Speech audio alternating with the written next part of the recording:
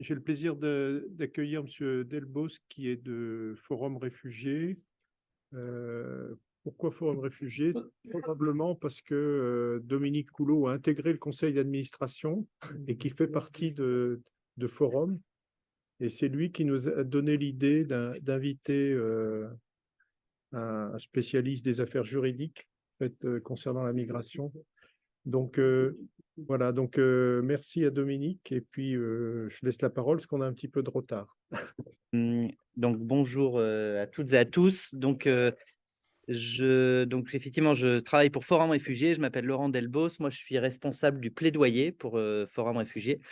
Donc, je vais vous présenter rapidement les activités de Forum Réfugiés et puis après, plus précisément, mes activités à moi, sans trop rentrer dans les détails non plus. Après, si vous avez des questions, n'hésitez pas.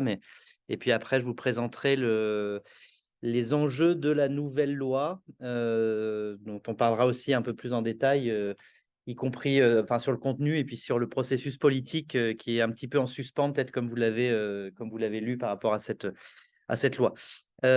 Forum Réfugiés, donc c'est une association qui a fêté ses 40 ans l'année dernière, qui aujourd'hui a des activités dans plusieurs domaines. Donc, il y a des activités qui sont liées à l'accueil, l'accompagnement des demandeurs d'asile, donc pour toutes les personnes qui sont en cours de procédure d'asile. Pour ces personnes-là, on gère des structures de premier accueil pour demandeurs d'asile, donc le lieu qui est à la fois l'entrée dans la procédure, mais surtout le lieu dans lequel la plupart des demandeurs d'asile sont accompagnés tout au long de leur procédure. C'est-à-dire que ça suit tous les demandeurs d'asile qui ne sont pas hébergés, ce qui représente beaucoup de demandeurs d'asile, hein, puisque sur Lyon, il y a à peu près un tiers seulement des demandeurs d'asile qui sont orientés vers l'hébergement. Donc, ça veut dire que les 2 tiers ne sont pas orientés vers un hébergement dédié pour eux et donc sont suivis par la SPADA pour Lyon, mais on gère aussi la SPADA de Marseille, la SPADA de Nice, la SPADA de Clermont-Ferrand. Voilà, on a aussi dans d'autres territoires. Donc, on gère SPADA pour le premier accueil et le suivi. On gère des lieux d'hébergement pour demandeurs d'asile. Donc, le plus connu étant les CADA, mais en réalité, aujourd'hui, les CADA, c'est minoritaire dans le dispositif national d'accueil, qui est composé de différents types de structures, avec à chaque fois des publics différents, des cahiers des charges différents, etc. Donc, voilà, je ne rentre pas forcément dans tout ce détail-là, ça pourrait être long, mais voilà, on gère à peu près 3000 places d'hébergement au niveau national, dans une quinzaine de départements français. Donc ça, c'est sur la phase demande d'asile. Après, on a tout un volet d'activité sur l'intégration. Donc là, pour les personnes qui ont obtenu une protection et qui sont du coup dans une démarche où il faut qu'ils s'intègrent dans la société française à travers l'accès à l'emploi, l'accès au logement, notamment la formation, etc. Et puis l'ouverture des droits en général, puisque là, ils tombent dans le droit commun avec plein de choses à mettre en place. Et donc pour ces personnes-là, on a à la fois des programmes d'intégration. Le plus ancien et le plus connu étant celui qu'on gère dans le Rhône depuis 2002, qui s'appelle Accélère, qui est un programme en fait qui permet à chaque personne qui obtient une protection et qui réside dans le Rhône de se tourner vers Forum Réfugiés et d'avoir un accompagnement individualisé, personnalisé, enfin avec un volet emploi-formation et un volet logement. Et donc, on accompagne les personnes sur ces volets-là. Donc, quand je dis des programmes d'intégration, là, c'est pas des lieux d'hébergement, c'est des dispositifs dans lesquels les personnes sont hébergées à d'autres endroits et viennent nous voir dans des bureaux, viennent voir les travailleurs sociaux de Forum Réfugiés qui sont spécialisés dans ces démarches-là. Donc, ça, il y a le programme dans le Rhône, mais on gère aussi des programmes comme ça en Occitanie et puis en Auvergne, enfin, clairement, Puy-de-Dôme, voilà, sur ce volet intégration. Et sur le volet intégration, on gère aussi quelques places en CPH, les centres provisoires d'hébergement, qui sont là des lieux d'hébergement qui sont dédiés aux personnes qui bénéficient d'une protection au titre de l'asile. Donc, c'est un peu la même démarche. C'est-à-dire que dans ces lieux-là, on fait aussi intégration vers l'emploi, logement, etc. Mais sont orientés vers les CPH, les réfugiés les plus vulnérables, donc ceux sur lesquels il y a un besoin d'avoir un hébergement financé par l'État parce qu'ils ne peuvent pas accéder comme ça rapidement à un logement. Et c'est notamment assez souvent les 18-25 ans en réalité, puisque les 18-25 ans, bah, dans le droit commun, ils n'ont pas de RSA, donc ils n'ont pas de ressources, et donc souvent c'est plus compliqué, donc ils sont plus facilement orientés vers ces lieux-là. Il y a Euh, parfois des mineurs en CPH, non? Qui non, sont orientés. pas de mineurs non accompagnés, non. Non, mais non accompagnés, mais qui ont eu leur reconnaissance de minorité. Non. Tous les dispositifs dont je parle là, ce n'est pas des dispositifs pour les mineurs non accompagnés, c'est vraiment pour des adultes ou des familles, hein. Donc, il peut y avoir des mineurs, évidemment, mais du coup, des mineurs accompagnants, quoi, accompagnant les familles. Donc, ça, c'est le volet intégration. Après, on a un troisième grand volet d'activité à Forum Réfugiés qui est l'aide à l'exercice des droits en centre de rétention. Donc, les centres de rétention ne sont pas gérés par nous, évidemment. C'est des dispositifs qui sont gérés par la police aux frontières, le ministère de l'Intérieur. Donc, c'est les lieux dans lesquels sont enfermés les étrangers en situation irrégulière qui ont été arrêtés et qui sont placés dans ces lieux pour mettre en œuvre l'éloignement sur des durées qui sont quand même assez longues et qui sont allongées loi après loi, hein, mais là, on est sur 90 jours maximum en centre de rétention. Donc, ça fait 3 mois. Enfin, voilà, c'est des lieux dans lesquels les étrangers peuvent être enfermés assez longtemps. Et la loi prévoit que dans ces lieux, il y a une association dans tous les centres de rétention en France, il y a une association qui est habilitée pour faire de l'aide à l'exercice des droits. C'est-à-dire qu'on rencontre toutes les personnes qui arrivent dans ce centre pour voir avec elles quelles ont été les conditions de leur interpellation, est-ce qu'ils veulent demander l'asile s'ils ne l'ont jamais fait, est-ce que la décision d'éloignement elle est aussi valable, est-ce qu'ils ont besoin d'un appui médical, j'en sais rien, tous les droits.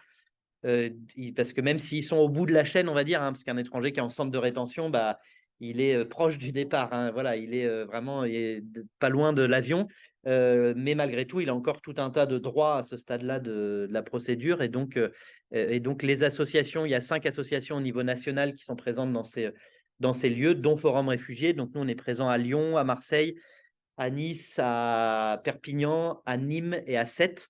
Donc, on est présent dans ces centres de rétention et on assure l'aide à l'exercice des droits pour les personnes dans ces lieux. Association, il n'y en a qu'une. Il n'y en a qu'une à chaque fois, ouais, c'est des marchés publics sur lesquels après il y a des lots avec des associations qui sont désignées pour différents. Vous travaillez avec les avocats. Ouais. Ouais, en fait, c'est un peu, on est le point juridique dans le centre on voit les personnes et ensuite on fait le relais en quelque sorte avec les avocats qui vont défendre les personnes après devant le tribunal. Donc, c'est soit il y a le passage devant le juge des libertés de la détention, ça que tous les étrangers, au bout de 48 heures, ils passent devant le juge des libertés de la détention qui, lui, va vérifier les conditions de l'enfermement, donc notamment les conditions d'interpellation, etc. Et après, il y a un autre passage devant le juge administratif pour contester l'OQTF ou la décision d'éloignement. Donc, à chaque fois, effectivement, il y a des avocats à ces étapes-là. Donc, voilà. Nous, on va pas défendre les personnes devant les tribunaux, quoi. Nous, on est présents dans le centre Par uniquement. exemple, si on connaît quelqu'un qui est mis dans un CRA, on peut vous appeler, vous. Oui, oui. Enfin, en fait, c'est très utile pour avoir des éléments qu'on n'a pas forcément avec les personnes. Des fois, ça va vite. Des fois, les personnes ne sont pas en capacité non plus de donner tous les éléments, etc. Donc, quand il y a des infos extérieures qui peuvent aider sur la situation de la personne, ouais, ça peut être. Faut pas hésiter, ouais, à nous contacter. Donc ça, c'est quand je dis les 3 grands volets, c'est-à-dire que c'est ces activités qui représentent l'essentiel des moyens humains, budgétaires, etc. de l'association. Donc c'est ça les 3 grands volets. Et quand je dis aussi les 3 grands volets, c'est parce que à travers ces activités, on est présent dans beaucoup de territoires. Donc on n'est pas, c'est pas juste des dispositifs isolés dans lesquels on a une expertise qui serait limitée à un territoire. Là, on a une vision aussi nationale, on va dire, de ces sujets-là, des demandeurs d'asile, l'intégration, la rétention sur ces sujets-là. On a une vision transversale et nationale. À côté de ça, on a plein d'autres petits dispositifs aussi qui sont plus limités, hein, en termes de nombre de personnes accueillies, etc. On a notamment des centres de santé mentale. On en gère 2. Il y a le centre Essor, que vous connaissez peut-être, qui est basé à Villeurbanne depuis 2007. Et depuis fin 2021, on a ouvert un deuxième centre sur le même modèle à Clermont-Ferrand. Donc, ça s'appelle Essor aussi, mais Essor 63. Donc, on a Essor 69 et Essor 63. Avec une beaucoup plus petite dimension, hein, parce qu'à Clermont-Ferrand, il n'y a pas du tout le même volume de personnes qui arrivent qu'à Lyon. Mais donc, ils sont des centres qui sont dédiés aux victimes de traumatismes liés à l'exil sur le suivi du psychotrauma, etc. On a aussi un centre de formation et de documentation sur Lyon, qui est là aussi depuis assez longtemps.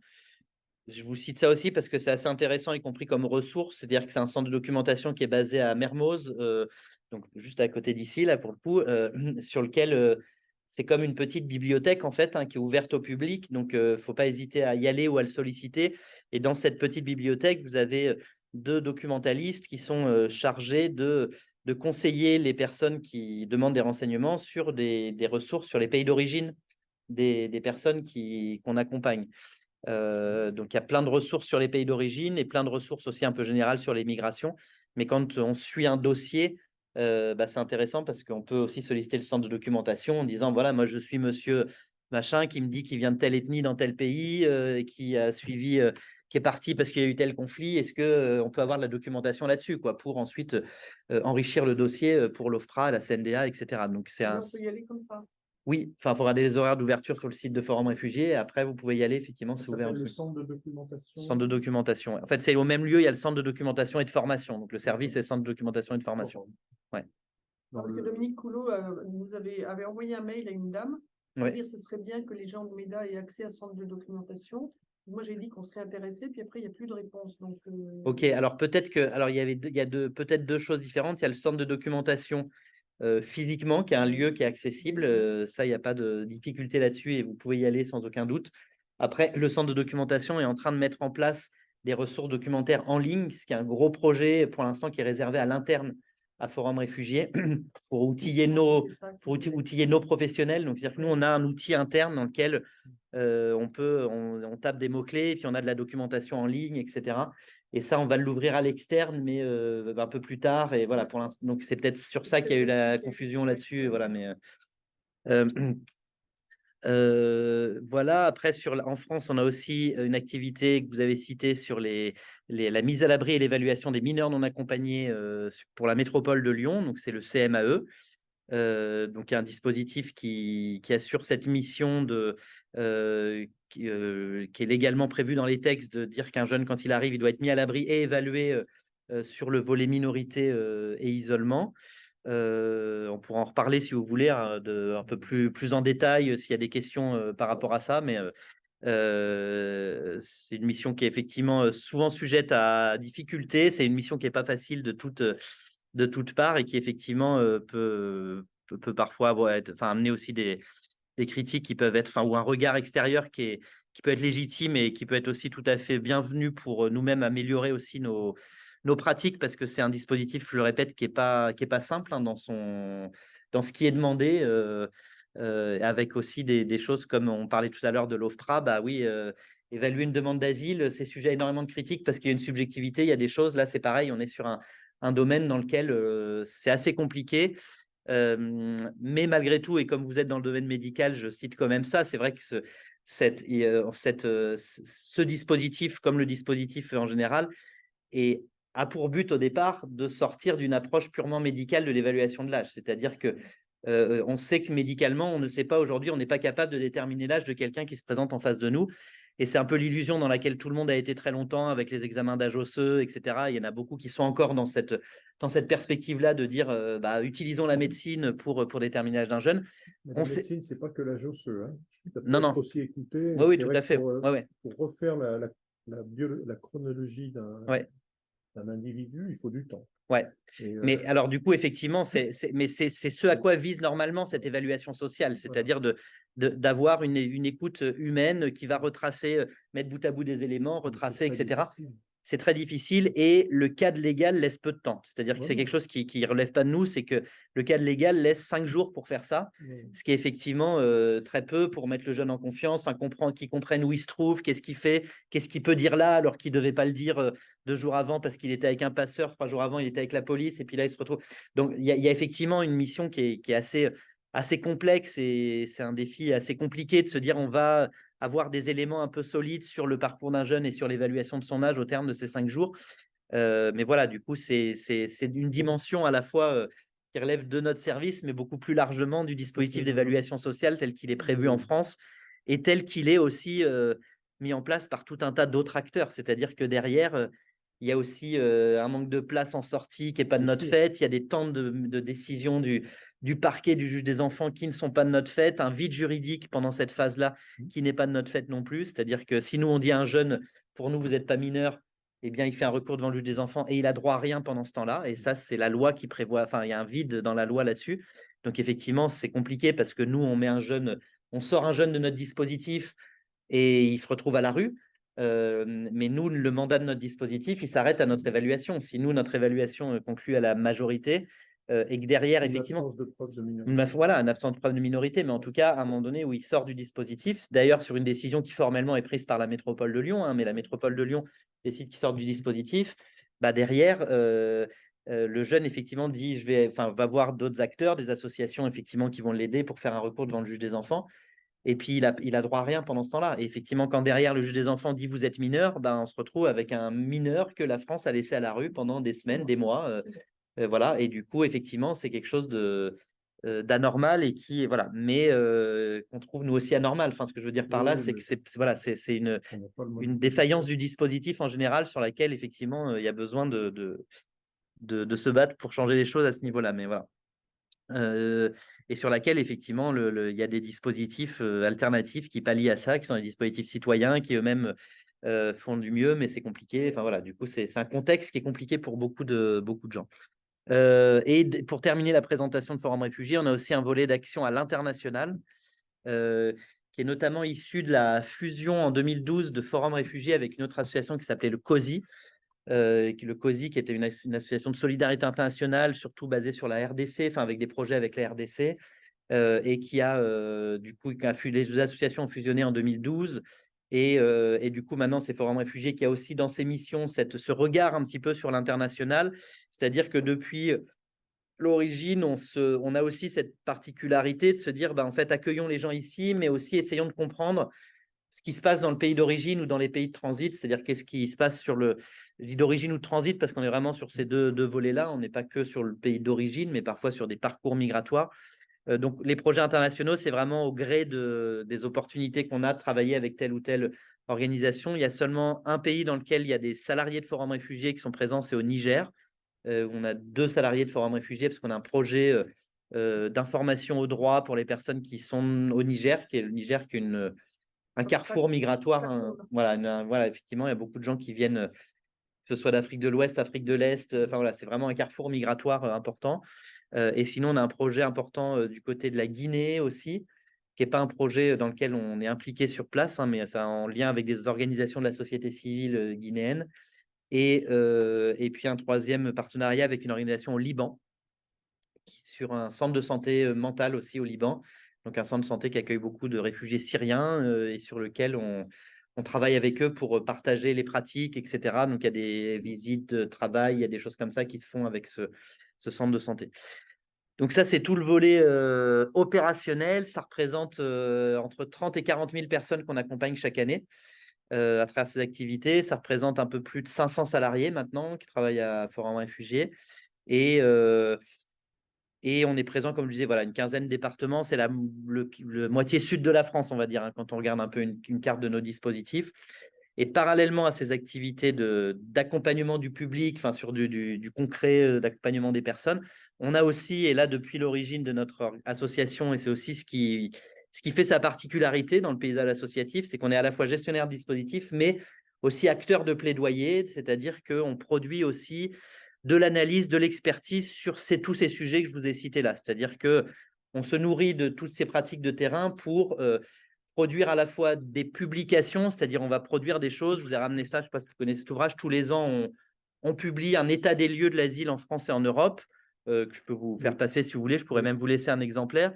Donc tous les ans, on publie quelque chose comme ça. Donc ça fait tous les mois sur notre site, on produit des articles d'actualité, etc. Donc on a cette volonté aussi de faire connaître et comprendre les problématiques liées à l'asile et liées à nos missions.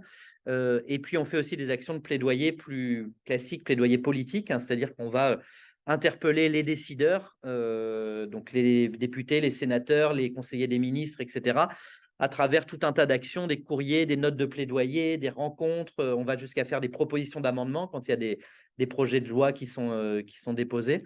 Donc, on fait ce travail de plaidoyer, de lobbying, hein, comme on entend parfois. Lobbying, c'est un peu un mot qui renvoie souvent à des choses un peu négatives, parce qu'on pense au lobbying des acteurs privés qui viennent défendre leurs intérêts privés.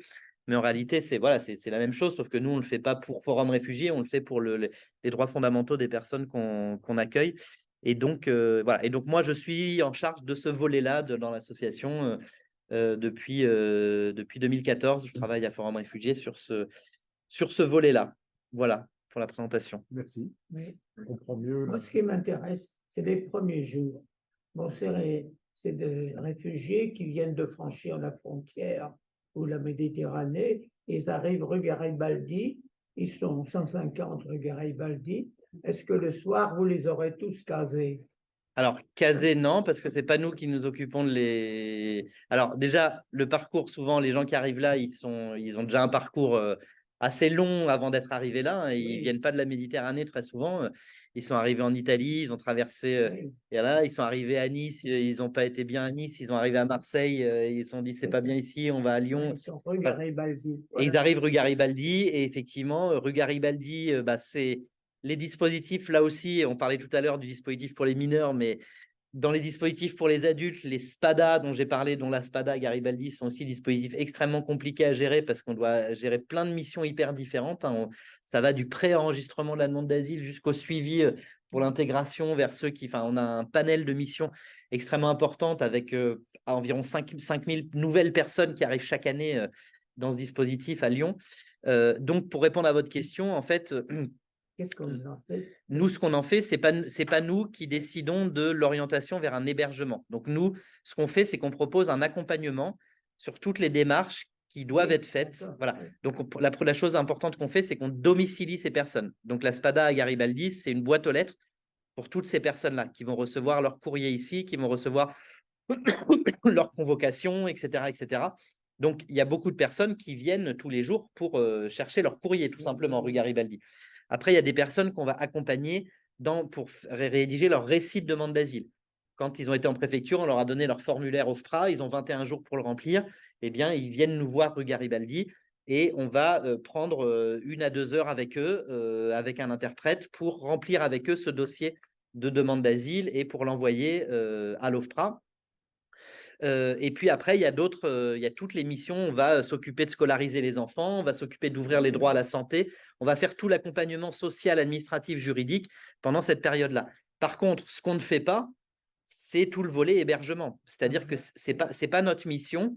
Nous, à la SPADA, l'hébergement, c'est entre les mains de l'OFI.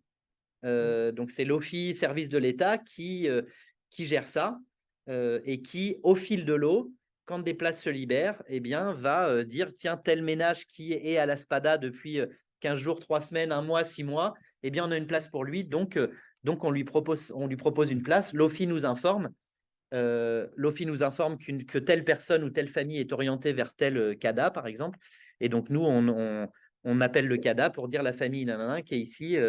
On remet à la personne un bon de transport pour qu'elle puisse aller là-bas. Et voilà. Mais nous, on n'est pas maître du tout de cette question de l'hébergement. Oui, oui, Et c'est ça qui est compliqué. C'est-à-dire que les gens viennent nous voir dans une situation de détresse et de précarité importante. Et souvent, on ne peut rien y faire dans le sens où c'est pas notre… Nous, ce qu'on peut y faire, évidemment, c'est les orienter. On les oriente vers l'Armée du Salut, on les oriente vers les passes hospitalières, on les oriente là où on peut les orienter.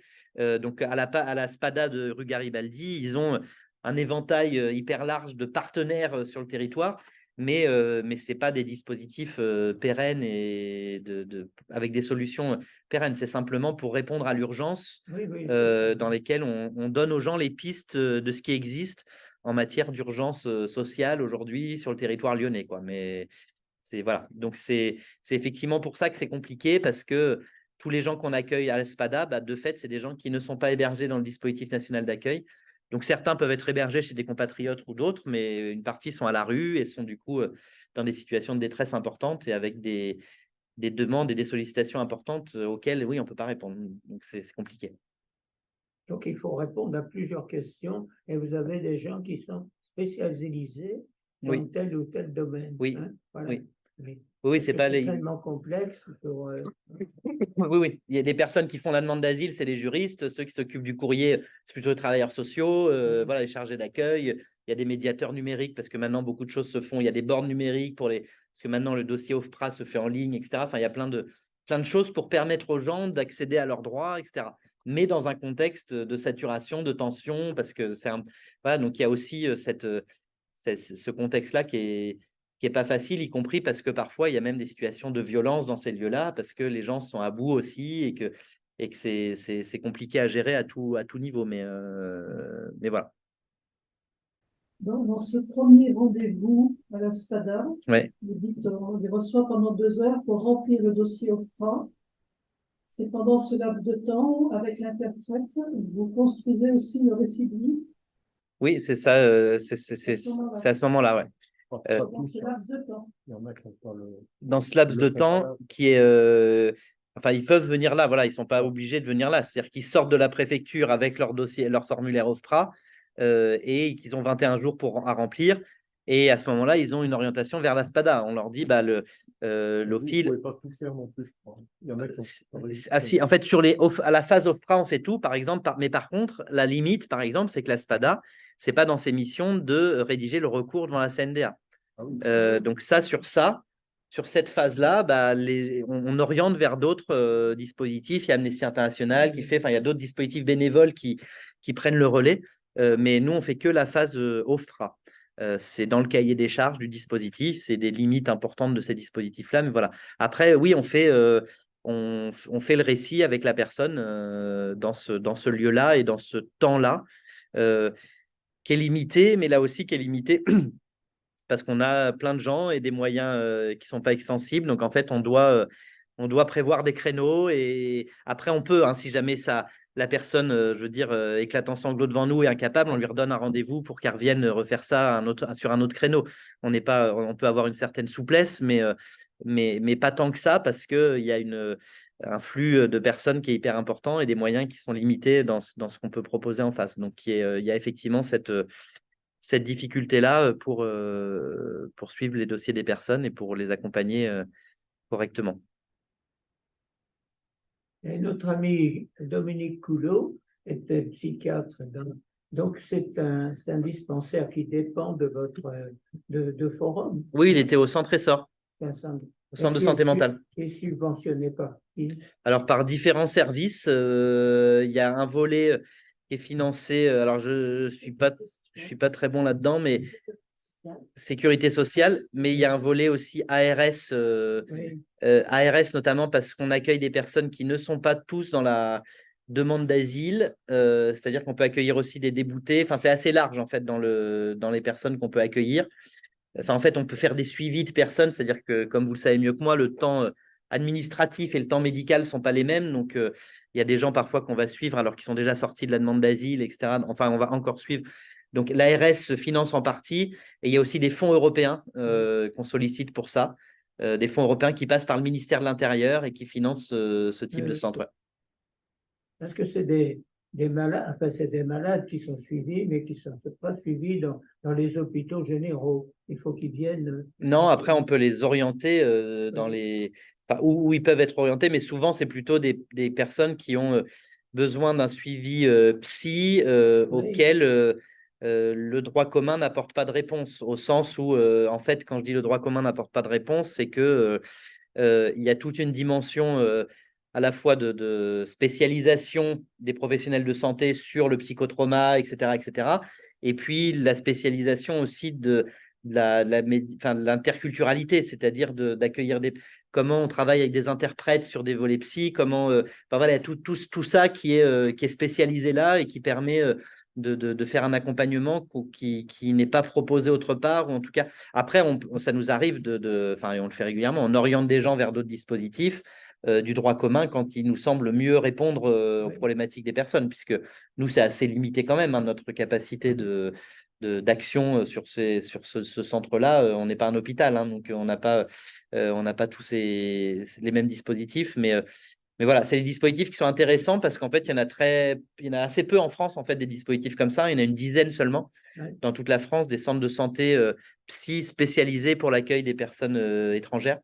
Donc, c'est des ressources assez intéressantes, mais qui sont. Ouais. Vraiment sur la problématique de l'exil. Ouais. C'est-à-dire dès qu'il y a la moindre pathologie, tout de suite, c'est réorienté. Oui, en fait. Ouais. Voilà. Dès qu'on a, par exemple, un patient immédiatement, il y a une réorientation. Donc, il faut que ça soit bien, la pathologie, que ce soit bien en lien avec l'exil, avec le parcours de. Voilà, soit ce qui s'est passé dans le pays d'origine, soit le parcours migratoire. Mais voilà. On va peut-être passer au. Oui. Ouais. Hein, il y a des tas de questions à poser à Forum. Donc maintenant la loi, effectivement, ça fait partie des sujets dans le cadre de notre plaidoyer, notre suivi des politiques publiques qu'on suit attentivement. Et donc, je vais vous faire un petit topo sur les changements qui sont prévus dans la loi. Comme je disais tout à l'heure, et je vous repréciserai un peu ça sur où on en est du processus. Comme vous savez sûrement, ou peut-être vous l'avez vu, tout ce processus est un peu suspendu, mais je vous décris quand même le projet de loi comme si de rien n'était, en quelque sorte, parce que ce projet de loi, c'est bien l'intention gouvernementale de modifier les textes, et même si elle est un peu suspendue, ça reviendra sûrement. Donc, c'est important, je pense, de bien connaître et comprendre ces différentes modifications envisagées. Et après, on verra ce que ça devient.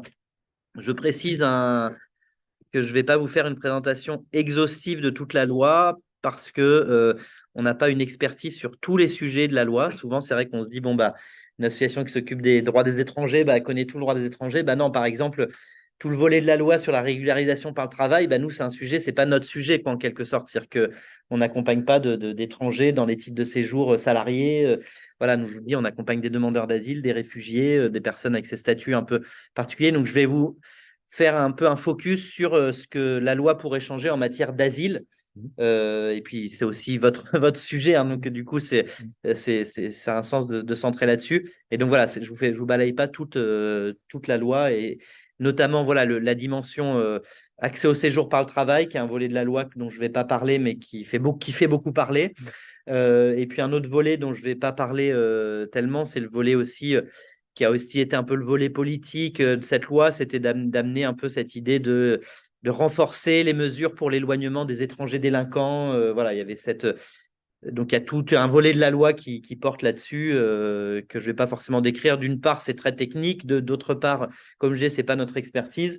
Et troisièmement, s'il faut en retenir quelque chose, c'est que ce volet-là, il est très politique, au sens où, en réalité, aujourd'hui, on a tous les outils pour renvoyer quelqu'un qui est une menace grave à l'ordre public. On a tout à fait ce qu'il faut dans notre loi pour éloigner. Et donc, c'est une loi qui vise plus à faire passer des messages politiques qu'à vraiment changer la situation de façon concrète. Donc, c'est pas très intéressant, j'ai envie de dire, d'un point de vue de l'analyse de ce volet de loi. Donc, sur l'asile, il y a plusieurs changements qui sont envisagés, qui sont prévus dans ce projet de loi. Le premier changement, ça concerne le droit au travail des demandeurs d'asile. Le droit au travail, aujourd'hui, qu'est-ce que dit la loi? Aujourd'hui, la loi nous dit qu'un demandeur d'asile, il peut demander une autorisation de travail si son dossier est en cours d'examen par l'OFPRA depuis plus de 6 mois. Donc, ça veut dire que c'est quand l'OFPRA tarde à statuer. Et bien là, au bout de 6 mois, le demandeur d'asile peut demander une autorisation de travail. J'insiste là-dessus parce qu'on parle du droit au travail des demandeurs d'asile. En fait, c'est le droit à solliciter une autorisation de travail, qui n'est pas le droit à travailler. Voilà. Donc, aujourd'hui, il y a ce double filtre. On va dire, il y a le délai et puis le fait qu'une fois qu'on demande, c'est pas pour ça qu'on va l'avoir. Oui. De l'enregistrement de la demande d'asile par l'OFPRA, donc le moment où vous avez oui, il me semble que c'est ça. Ouais. Ouais. En fait, l'OFPRA vous informe qu'il a bien reçu le dossier, et c'est là que commence l'instruction à l'OFPRA. Et donc, c'est ça et donc, aujourd'hui, quand je dis il y a une autorisation, ça veut dire quelqu'un qui, au bout de 6 mois, se dit tiens, je peux travailler. Eh bien, en fait, il doit trouver un employeur qui va se remplir un dossier, solliciter les services de l'État qui vont dire est-ce que sur le bassin de l'emploi territorial, est-ce qu'il y a des besoins de main-d'œuvre sur ça, etc. Donc, ce dispositif, aujourd'hui, il aboutit à ce qu'il y ait à peu près entre 1000 et 2000 demandeurs d'asile chaque année qui travaillent en France, sur un niveau de demande d'asile qui est autour de 130 000 demandes d'asile chaque année. Donc, c'est-à-dire que c'est très, très peu. Hein. On est très, c'est très marginal aujourd'hui, le travail des demandeurs d'asile. Le travail officiel, bien sûr, puisqu'on sait tous qu'il y a aussi des demandeurs d'asile qui travaillent irrégulièrement parce qu'ils ont besoin de ressources. Et voilà. Mais ça, c'est évidemment un autre sujet. Mais je le dis parce que c'est quand même, en fait, aussi quelque chose qui devrait un peu interroger, de se dire comment on pourrait faire rentrer ces gens dans la régularité. Tout le monde y gagnerait, y compris notre système de retraite, pour revenir à un débat actuel. C'est-à-dire que toutes ces personnes qui travaillent irrégulièrement, du coup, elles ne rentrent pas dans le système. Et c'est dommage parce qu'en fait, elles sont là et elles participent à cotiser, voilà, enfin, participent à l'économie, etc. Mais en tout cas, aujourd'hui, il y a cette situation-là qui fait que le droit au travail des demandeurs d'asile, c'est quasiment rien.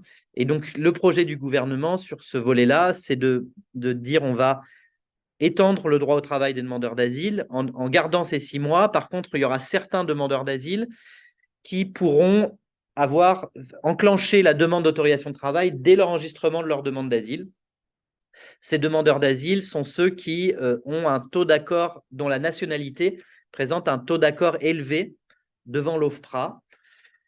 Le raisonnement du gouvernement étant de se dire des personnes qui viennent par exemple de Syrie, qui posent une demande d'asile, elles ont de grandes chances d'être reconnues réfugiées, donc autant leur accorder le droit au travail dès le début.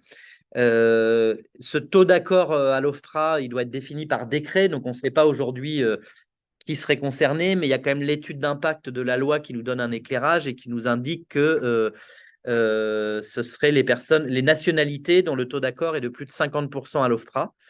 Donc, parmi les personnes qui seraient largement concernées par ça, c'est les Afghans. Je dis les Afghans parce que c'est la première nationalité des demandeurs d'asile en France, de loin, loin devant la deuxième, la troisième, etc. Donc, ça ouvrirait le droit au travail principalement pour les Afghans, si on parle un peu concrètement sur le réel. Avec quand même une autre, donc il y a une distinction par nationalité. Cette distinction par nationalité, d'extérieur, on pourrait se dire c'est un peu discriminatoire, etc. D'un point de vue juridique, ce n'est pas discriminatoire dans le sens où le Conseil d'État a jugé que ce n'était pas discriminatoire. Et je pense que le Conseil constitutionnel, s'il était saisi, ne jugerait pas ça discriminatoire parce qu'on considère que c'est des personnes qui sont dans une situation différente de par leur nationalité. La discrimination, c'est de traiter différemment des personnes qui sont dans la même situation juridiquement. Là, juridiquement, en fait, il y a des personnes qui, de par nationalité, ont plus de chances d'avoir l'asile, donc sont dans une situation différente. Donc, le Conseil d'État a estimé dans l'avis qu'il a donné sur le projet de loi que ce n'était pas contraire au principe de non-discrimination. Et on a aussi, comme vous le savez, dans notre droit aujourd'hui, un autre type de rupture d'égalité avec les personnes qui viennent de pays d'origine sûrs. À l'autre bout de la chaîne, des gens dont on présume qu'ils viennent de pays sûrs, et ça a été jugé aussi par le Conseil constitutionnel comme étant conforme à la Constitution. Donc, il n'y a pas vraiment de doute que si ça passait, ça serait jugé conforme à la Constitution, ce critère par nationalité, mais c'est doublé d'un autre critère qui est que ne seront concernées que les personnes en procédure normale et pas celles en procédure accélérée. Donc, un Afghan, par exemple, peut très bien se retrouver en procédure accélérée pour tout un tas de raisons. S'il a fait une demande qui est considérée comme tardive, s'il n'a pas donné les informations où il ne s'est pas rendu. Enfin, il y a tout un tas d'hypothèses aujourd'hui dans la loi qui peuvent permettre à la préfecture ou à l'OFPRA de placer les personnes en procédure accélérée. Si elles sont en procédure accélérée, elles ne sont pas concernées par ce dispositif un peu dérogatoire d'accès au travail. Tous les pays sûrs, alors. Comment? Tous les pays sûrs. De toute façon, les pays sûrs n'ont pas un taux d'accord qui leur permettrait. C'est double critère, c'est le taux d'accord élevé plus procédure normale. Donc, effectivement, les pays sûrs sont en procédure accélérée, mais de toute façon, n'ont pas un taux d'accord élevé en général, donc ils ne seraient même pas concernés par le premier critère. Ouais, ce que je trouve étonnant, c'est que par exemple, si on dit que les Afghans ont le droit de travailler, ce n'est pas la population qu'on voit qui est le plus assimilable en termes de travail quand ils viennent chez nous. Par rapport oui, à la langue ou des choses comme ça. à la langue et puis par rapport à l'habitude. Oui, les enjeux culturels. L'Afrique francophone, ils ont tout de suite, ils peuvent travailler, ils ont envie. Les Afghans, ils sont pétrifiés, quoi. Ils sont pétrifiés pour plein de raisons, mais très isolés. Après, bon, là, je vous fais une description assez neutre du texte, mais c'est vrai que. Non, mais je réfléchis à l'intentionnalité de la. Alors, l'intentionnalité du gouvernement là-dedans, c'est de se dire, en fait, pourquoi est-ce que les demandeurs d'asile aujourd'hui n'ont pas de droit au travail immédiatement? Parce qu'on pourrait imaginer de se dire pourquoi finalement est-ce qu'on est obligé de verser une allocation à des gens, se dire ça coûte cher, ça empêche les gens de s'intégrer. Pourquoi est-ce qu'il y a ça? Pour 2 raisons. La première raison, c'est que le gouvernement, alors c'est depuis 1991 que les demandeurs d'asile n'ont plus droit au travail. Avant, ils avaient droit au travail, mais donc ça commence à dater un petit peu. Et donc les gouvernements successifs n'ont pas remis en cause ce non-droit au travail pour les demandeurs d'asile parce qu'il y a un premier point, c'est la crainte que du coup, l'asile devienne un moyen de travailler. C'est-à-dire qu'il y a aujourd'hui l'accès à l'asile, il est inconditionnel et heureusement, c'est-à-dire qu'aujourd'hui, quand on demande l'asile, il n'y a pas de conditions. On peut être en France depuis 10 ans, on peut être de n'importe quel, je veux dire, même si on est canadien, on peut demander l'asile. Voilà, il l'asile aujourd'hui, tout le monde peut demander l'asile parce que c'est un droit fondamental et qu'il ne peut pas y avoir de filtre de l'État là-dessus. Après, il y a des procédures, enfin, on sait tous, il y a des procédures complexes, il y a des obstacles à l'accès, etc. Mais en tout cas, sur le principe, l'asile, il n'y a pas de filtre pour l'asile. Et du coup, de mettre un droit au travail sur une procédure qui est aussi simple d'accès, ça reviendrait à faciliter beaucoup trop l'accès au travail pour les étrangers en France et à faire que tous les étrangers en situation irrégulière demandent l'asile pour travailler, en fait, même si c'est provisoire parce que c'est juste le temps de leur demande d'asile. Il y a cette crainte-là. Et la deuxième crainte, c'est de rendre plus difficile ensuite l'éloignement de ceux qui seraient déboutés. C'est-à-dire que quand quelqu'un travaille, il a un employeur, il est intégré dans la société française. Et donc, quand ensuite on vient lui dire au bout de 3 mois, 6 mois, 1 an, 2 ans, maintenant tu es débouté, ta demande d'asile, on te délivre une OQTF, tu dois partir. La crainte de gouvernement, c'est de dire ces gens-là, si on les a laissés travailler, ils vont dire non, maintenant je travaille et les patrons vont se mettre là, voilà, et puis la personne aura légitimement des motifs à dire, y compris devant les tribunaux administratifs, regardez, il y a des gages de ma bonne intégration, je travaille, etc. Donc il y a une volonté des pouvoirs publics de maintenir cette phase de demande d'asile comme étant une phase d'attente et en suspens en quelque sorte. Donc on n'ouvre pas trop de droits pendant cette phase de demande d'asile parce que la demande d'asile, c'est un statut temporaire, quoi, et qui a vocation, soit on est réfugié, dans ce cas, ok, tout va bien, soit on est débouté, mais dans ce cas, il ne faut pas qu'il y ait trop de choses qui soient mises en place pendant ce temps-là, quoi. Donc, c'est ça le raisonnement. Et donc, là, quand on dit on va donner le droit au travail pour des personnes dont on est à peu près sûr qu'ils vont être réfugiés, ça pose pas ces problèmes-là, quoi. C'est-à-dire que les personnes dont on est à peu près sûr ça ne va pas inciter tout d'un coup quelqu'un qui ne relève pas du tout de l'asile à se mettre dans l'asile parce que lui, il sera d'une nationalité qui n'aura pas un taux d'accord important et ça ne posera pas de difficulté en matière d'éloignement parce que c'est des personnes, a priori, qui ne seront pas concernées par des procédures d'éloignement. Donc, c'est ça le raisonnement du gouvernement. Qui va avec un autre raisonnement qui est de se dire de façon plus générale, on a des besoins de main-d'œuvre dans plein de secteurs, où est-ce qu'on pourrait ouvrir un peu le droit au travail pour les étrangers? Donc, c'est tout le volet que je ne vous détaille pas ici, parce que je connais moins de titres de séjour pour les travailleurs, qui est aussi un autre volet de la loi, qui est quelque chose de très pragmatique de la part du gouvernement. Ce n'est pas un acte de générosité, dire tout d'un coup, c'est juste de se dire, pour notre économie, on a besoin dans certains secteurs de travailleurs, et donc, ils ont vu aussi que sur le volet asile, il y avait des demandeurs d'asile qu'on pouvait faire travailler et donc ça pouvait être intéressant à ce niveau-là. Donc, c'est un mélange de tout ça qui fait que ça aboutit à cette mesure-là. Mais qui est assez compliqué, c'est assez compliqué de se prononcer là-dessus. Nous, on est plutôt, Forum Réfugiés, plutôt réservé parce que c'est justement un truc qui fait une rupture d'égalité. On va recevoir des gens dans des centres, il y en a qui vont avoir droit au travail, d'autres non, y compris des gens de la même nationalité. On va être sur des choses sur lesquelles on a toujours cet obstacle administratif qui perdure, qui est en fait le principal obstacle aujourd'hui au travail. C'est-à-dire qu'on aurait plus intérêt quasiment à se dire on garde les 6 mois, mais on enlève l'obstacle de l'autorisation de travail. Si on faisait ça, là, on faciliterait l'accès au travail pour tout le monde et ce serait beaucoup plus pertinent parce qu'aujourd'hui, il y a des gens qui effectivement vont avoir droit au travail, mais il faut qu'ils trouvent un employeur, il faut qu'ils soient dans les secteurs en tension, etc. Donc, de fait, on n'est pas sûr que ça améliore vraiment l'accès au travail des personnes et ça va créer des nouvelles procédures complexes, dérogatoires pour les uns, pour les autres, etc.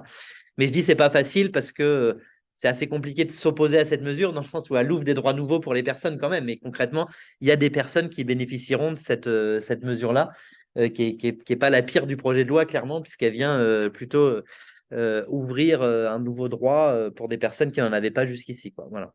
Outre l'Afghanistan, il y a quel pays? Alors, j'ai plus en tête, il y avait la Syrie, mais il n'y a pas tant de demandeurs d'asile syriens en France, hein. Il y a l'Érythrée, j'ai plus en tête, mais il y avait vraiment de mémoire que l'Afghanistan qui était un petit peu significatif en termes de nombre de personnes concernées, parce qu'après, vous pouvez prendre des nationalités, il y a des nationalités à plus de 50%, il y en a d'autres, mais il y en a certaines où il y a 10 demandes d'asile par an, et oui, ils ont plus de 50%, mais voilà, du coup, c'est surtout les Afghans, en fait, hein, et les Syriens, on peut dire, mais voilà. Moi, j'ai vu une dame qui a eu de la protection subsidiaire, là, une Congolaise, qui était infirmière ou aide-soignante au Congo, et qui, au moment du Covid, a levé la main pour dire, moi, je veux bien travailler. Elle avait les 6 mois, donc elle était embauchée vraiment. Eh ben, ce qui est absolument dégueulasse, je trouve, c'est que donc elle a eu la protection subsidiaire, mais à la CNDA, ils ont mis une tartine comme ça pour dire qu'elle s'était bien intégrée par le travail. Alors, tant mieux pour elle, Mais c'est quand même Oui, dégueulasse. oui. Eh ben oui, parce que c'est. Elle peut le faire, ouais, mais Elle a eu une opportunité, elle a eu plusieurs chances, elle était, elle était soignante, c'était le Covid, ils ont eu besoin d'elle, et puis ça s'est bien passé. C'est quand même, là, c'est pour le coup, c'est discriminatoire. oui, c'est pas le sujet, quoi, Et ça effectivement. risque Ouais. d'arriver comme ça. Oui, aussi. Et puis enfin, après, c'est vrai que c'est aussi un peu cette. Oui, ça rentre un peu dans cette logique des bons et des Des bons et mauvais. des Et mauvais, ouais, voilà, c'est ça, mérite. effectivement. Ouais. Ça m'a choqué. Et du coup, effectivement, de mettre un enjeu de travail, ouais, voilà, effectivement, oui, voilà. Enfin bon, du coup, c'est vrai que c'est, en tout cas, c'est c'est pas simple comme. Oui. Ensuite, je sais pas en visio si vous avez des questions, je pense qu'on vous entend, donc vous pouvez les poser, hein, mais sinon je continue. Euh, Il y a des questions? Je vois des mains qui je crois pas, non, c'est bon. Non, il n'y a pas de main. Ensuite, un deuxième volet de la loi, c'est ils veulent réorganiser, enfin ce qui est prévu dans la loi, c'est la réorganisation de l'entrée dans la procédure à travers la création de ce qu'ils appellent les pôles France Asile. Alors, France Asile, c'est un peu la mode peut-être que vous avez vu passer de France Connect, France Stratégie, France. Enfin voilà, du coup, c'est les agences de l'État qui se mettent un label France quelque chose. Donc là, ça deviendrait France Asile. Le France Asile, ce serait l'équivalent de ce qu'on appelle aujourd'hui le guichet unique pour demandeurs d'asile, avec quand même des différences. Aujourd'hui, le guichet unique pour demandeurs d'asile, il regroupe la préfecture, l'OFI, et c'est tout. C'est ça ce qu'on appelle aujourd'hui le guichet unique pour demandeurs d'asile. Là, ce guichet unique pour demandeurs d'asile serait remplacé par un pôle France Asile qui regrouperait la préfecture, l'OFI, mais aussi une partie de l'OFPRA. Une partie de l'OFPRA qui n'est pas la partie de l'OFPRA qui instruit les demandes. J'insiste là-dessus parce que y a eu beaucoup de confusion, y compris dans les analyses et les commentaires là-dessus, en disant bah, tout d'un coup, l'OFPRA se retrouvera dans les préfectures à instruire les demandes. Non, ce n'est pas ce que prévoit la loi. L'instruction des demandes d'asile se fera toujours à l'OFPRA, à Fontenay-sous-Bois, avec des officiers de protection, un centre de documentation, etc. Tout reste centralisé là-bas, à l'exception des missions foraines, mais ça existe déjà aujourd'hui et la loi ne change rien là-dessus. Hein. L'OFPRA a aujourd'hui la possibilité de faire des missions temporaires dans les territoires, etc. Donc ça pourra toujours avoir lieu, mais la loi ne change rien là-dessus. Par contre, ce que change la loi, et c'est pas rien quand même, hein, malgré tout, c'est qu'elle vient déplacer le service qui est aujourd'hui le service en fait d'enregistrement des demandes à l'OFPRA. C'est-à-dire qu'aujourd'hui à l'OFPRA, vous avez un service qui n'est pas le service qui instruit les demandes, qui est le service qui reçoit les dossiers de demande d'asile. Et quand il les reçoit, bah, il organise l'interprétariat, il organise la convocation aux entretiens, etc. Donc ce service-là, eh bien aujourd'hui, il n'a connaissance du contenu de la demande et il n'est en capacité d'organiser l'entretien que, on va dire, à peu près un mois après le passage en guichet unique, puisqu'il y a les 21 jours, plus le temps du courrier, plus le temps que ça arrive, que ce soit traité. Donc aujourd'hui, ce service de l'OFPRA, c'est seulement un mois après que la demande d'asile ait été enregistrée en préfecture qu'il est en capacité de se dire voilà, cette personne, c'est telle division géographique, donc je vais caler un entretien là, il y a telle vulnérabilité, donc je vais faire, je sais pas, les victimes de violence, une femme victime de violence, un mettre des officiers de protection femmes, enfin ça, toute l'organisation de l'entretien se fait aujourd'hui dans un délai qui est à peu près un mois. Je vous dis ça parce que c'est l'objectif de cette mesure de la part du gouvernement, c'est de gagner ce délai-là et de se dire, il faut mettre l'OFPRA dès le début de la procédure, qui va être dans ces pôles France Asile, pour que l'OFPRA soit en capacité, plus tôt dans le parcours, de convoquer un entretien, enfin d'avoir les éléments en tout cas pour caler un entretien. Et donc, la loi ne nous dit pas grand-chose d'autre. La loi nous renvoie à un décret sur les modalités d'organisation de ce pôle France Asile. C'est renvoyé à un décret. Mais quand même, on peut avoir plus d'infos quand on regarde l'étude d'impact du projet de loi qui nous indique que ce qui est prévu, l'intention du gouvernement, c'est de prévoir que le demandeur d'asile, après être passé par la préfecture, après être passé par l'OFI, donc dans la même journée, se retrouverait devant un agent de l'OFPRA qui, du coup, serait en charge de recueillir son récit. Ça rejoint la discussion qu'on avait tout à l'heure sur le recueil du récit en SPADA, etc. Là, ce qui est prévu, c'est que du coup, le recueil du récit se ferait le jour de l'enregistrement devant un agent de l'OFPRA, qui n'est pas un officier de protection, justement. Hein, c'est pas j'insiste, ce n'est pas la phase d'instruction, mais la personne se retrouve devant un agent de l'OFPRA. il devra remplir un formulaire dont on ne connaît pas le contenu, mais qui sera probablement très simplifié par rapport au formulaire actuel. Il aura droit à un interprète à ses côtés pour faire ça. Et donc, l'agent de l'OFPRA va recueillir les éléments d'état civil. OK, vous êtes monsieur, madame, machin, vous avez un ménage de telle personne, vous êtes de telle nationalité. OK, quels sont vos éléments d'état civil, etc. Et puis, dites-moi brièvement quels sont les motifs qui justifient votre demande de protection auprès de la France. Et là, la personne sera amenée à donner ses motifs dès ce moment-là de la procédure. Ce que prévoit l'étude d'impact, c'est de dire les personnes pourront avoir un temps pour envoyer un récit complémentaire derrière. Voilà, c'est tout ce qu'on sait aujourd'hui. C'est le récit qui devait se faire dans les 21 jours, en fait. C'est ça, en fait, ce qu'on ne sait pas trop, nous, on est plutôt très réservé sur cette mesure-là parce que ça vient complètement réduire la phase écrite de la demande d'asile, qui aujourd'hui est quand même importante pour plusieurs raisons. Elle est importante pour la personne parce que ça lui permet de comprendre pourquoi, enfin, quand elle vient en SPADA, même si c'est réduit 1 heure, 2 heures, ce qu'on disait tout à l'heure, c'est quand même ce temps qu'on a avec une personne en face de nous, à qui on va expliquer voilà quel est le cas, voilà ce que c'est qu'une demande d'asile. Si la personne nous dit des choses qui sont en dehors de la demande d'asile, on va recentrer le sujet. Si la personne nous dit un récit stéréotypé que lui a dit un passeur devant la porte, on lui dit non, ça sert à rien de dire ça, c'est pas ça qu'on va attendre de vous, il faut un récit sincère parce que l'OFPRA va examiner tout ça.